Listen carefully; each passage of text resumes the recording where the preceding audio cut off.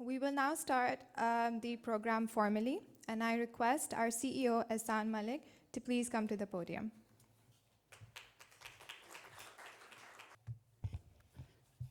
Bismillah ar-Rahman ar-Rahim.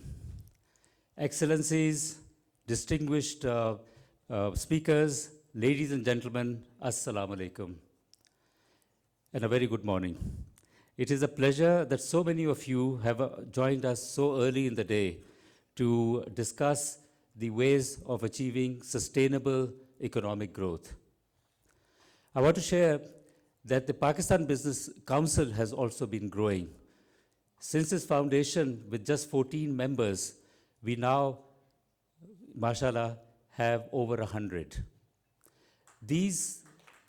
Thank you.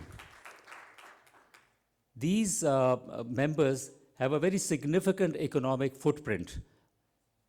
Together, they contribute 40% of the country's exports and contribute a third of direct taxes.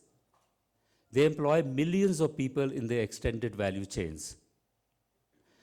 They come from 20 different sectors, so PBC's membership is very representative of the economy. We have large local groups, but a third of our members are multinational companies from 13 different countries. So we have the depth and the breadth of economics reflected within our membership.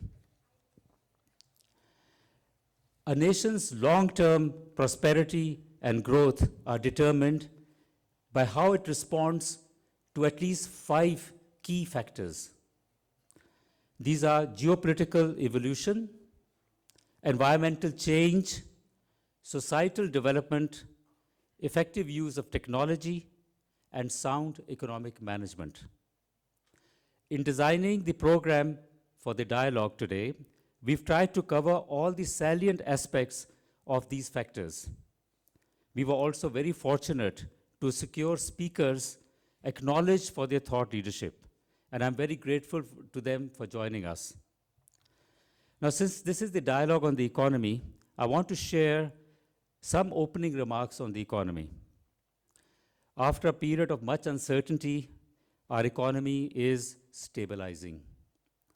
Without belittling the achievements of the caretaker government and the current government that has helped achieve this stability, one can't objectively help but observe that the tools that have been used to achieve this stability are no different from the tools that we've used on many occasions in the past, which are go to IMF, secure a new program, secure a standby arrangement, and so on. And of course, rely on handouts, which of course are not forthcoming anymore, but then also try and get deposits from friendly countries. If we want to make this the last IMF program, which I think the government wishes, and I think all of us wish that this would be the case, then we would have to change.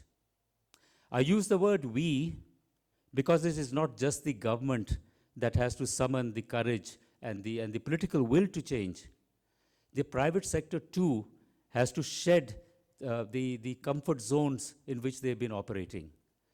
We have to, over a period of time, admittedly, move out of protection, become competitive, export competitive, and so there has to be a significant change on both sides. The status quo is not acceptable either from the government or, for that matter, the private sector. So as we go along with it, through the 2 days, I urge you to really reflect on, and this is particularly the private sector that is present here, most of them are PBC members, to reflect on how they need to change. Of course, we always keep talking about how the government needs to change, and we will keep doing that. We had several sessions yesterday. Some of them have been reported in the press, both with the Finance Ministry, with the Commerce Ministry. We continue to engage with the Power Ministry. There's a lot that the government has to do, undoubtedly, yeah? But there's a lot that we need to do too. And I think the sooner that we recognize that we also need to change, that would be a step in the right direction. Building a better future, ladies and gentlemen, is the theme of this dialogue and a key objective of Pakistan Business Council. On that note, I invite Mr. Shabir Dewan, Chairman of PBC, to say a few words. Thank you.